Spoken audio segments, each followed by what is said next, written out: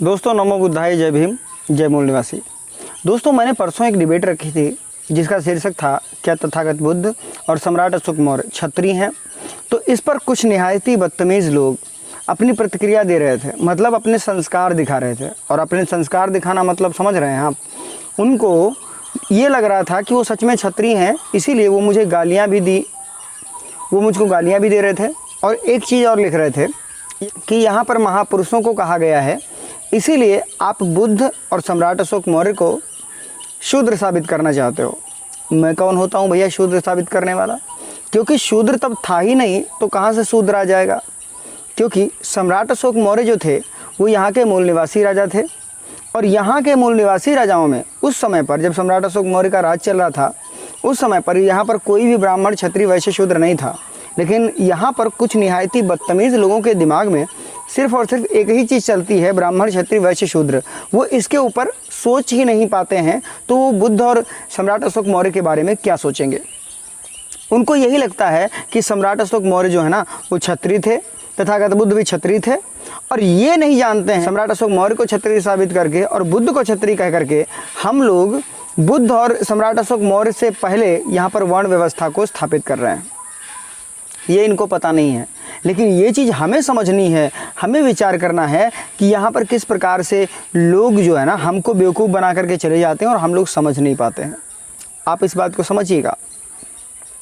वहाँ पर बड़े से बड़े लोग आए, लेकिन ज़्यादा संख्या में पिए हुए लोग आए, मतलब जो शराब के नशे में थे, आए अपनी प्रतिक्रिया दिए। फिर मैं ये निर्णय निकला कि वो क्षत्रिय नहीं है।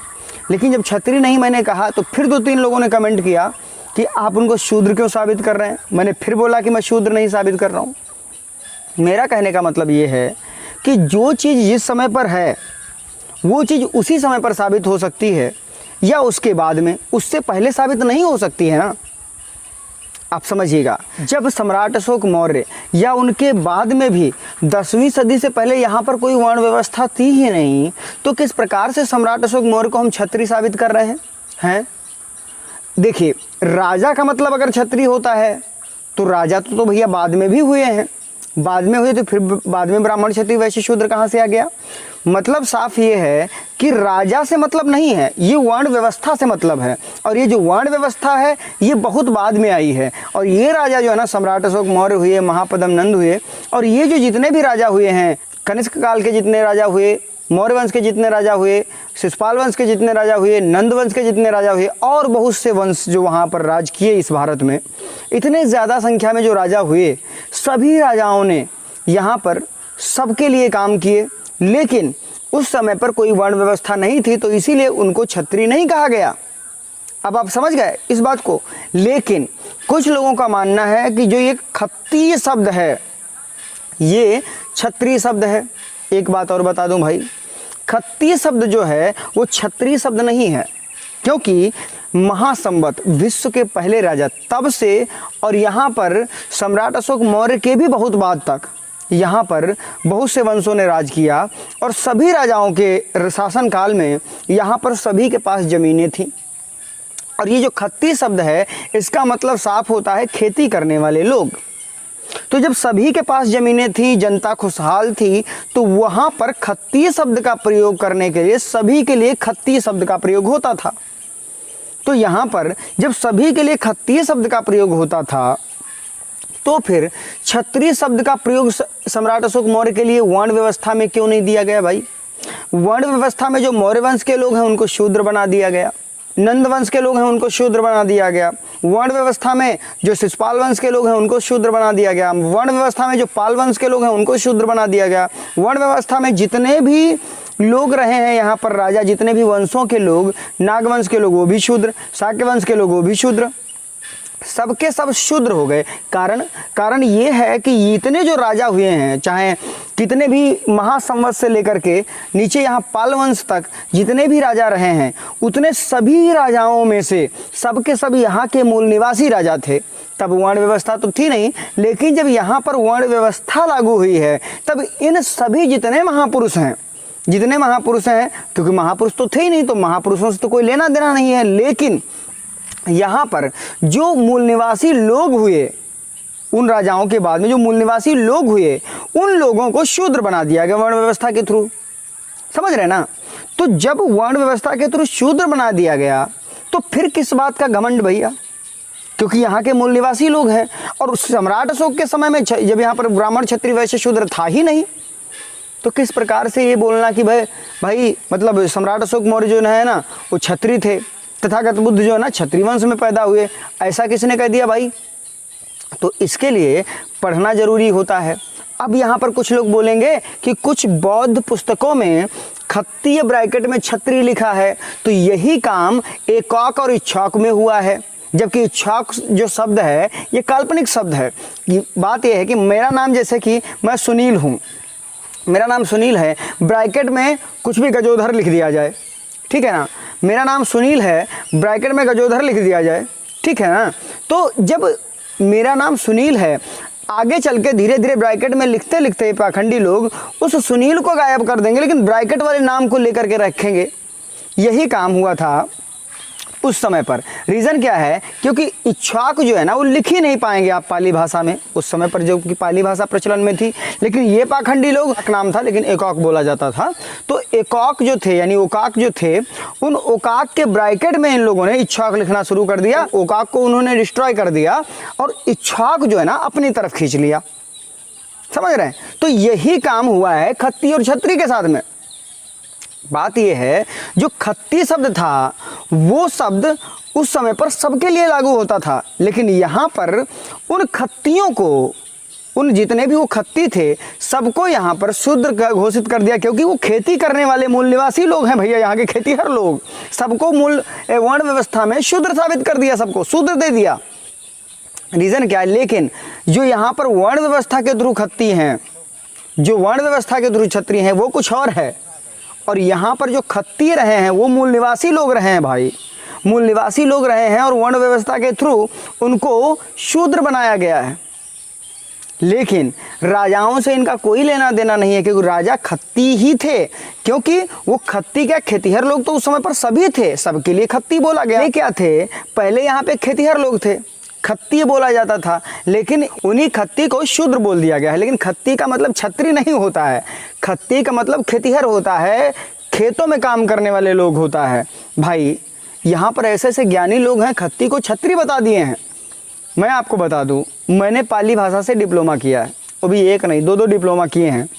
कभी कभी मैं अटक जाता हूँ, ये तो बड़े बड़े ज्ञानी आ गए भैया। हाँ, वो खत्ती को छत्री बताने में लगे हुए हैं, जबकि वर्ण व्यवस्था में शूद्र हैं, वर्ण व्यवस्था में ये शूद्र हैं और खत्ती को छत्री बोल रहे हैं।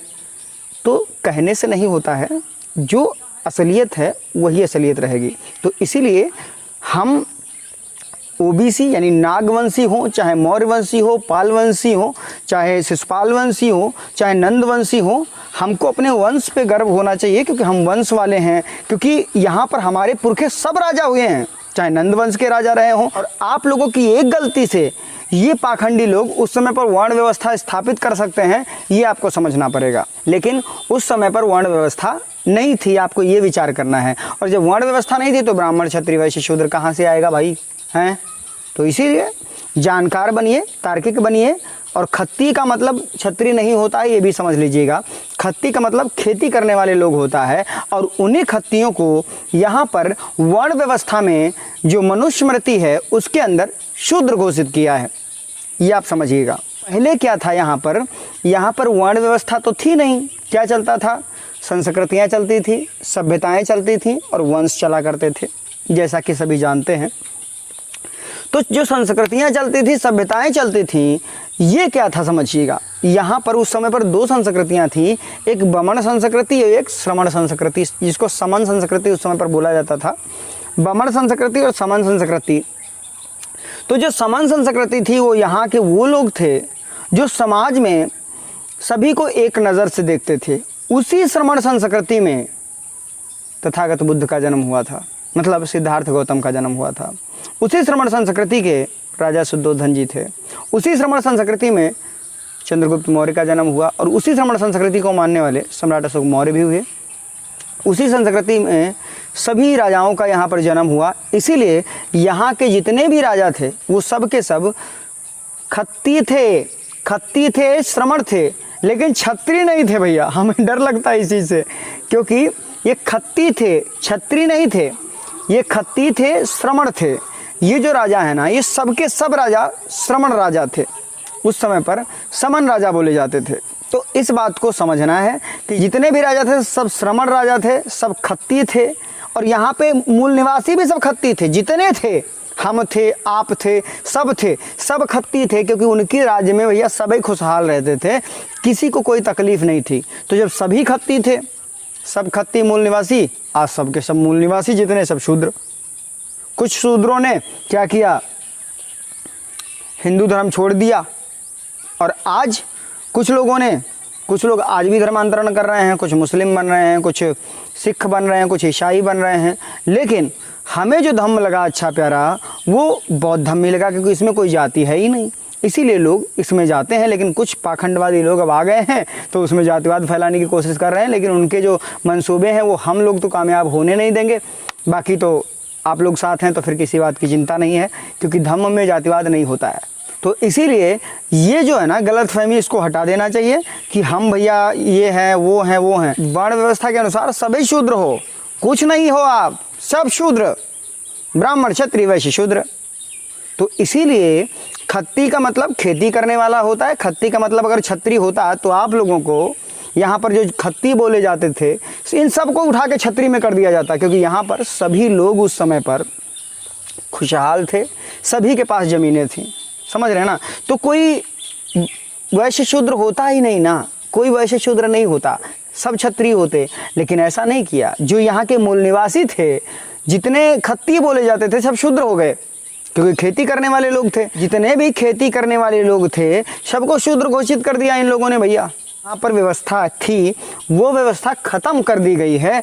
अब जो बाबा साहब ने संविधान लिखा है, उस संविधान के थ्रू हमको जीवन जीना है। दोस्तों, तो आज के लिए इतना ही। अगर जानकारी अच्छी लगी हो तो वीडियो को लाइक कर दीजिएगा, कमेंट करके ज़रूर बताइएगा, और वीडियो को अन्य लोगों में भी शेयर करिएगा। मिलते हैं अगले वीडियो में, तब तक के लिए बाय बाय, टेक केयर।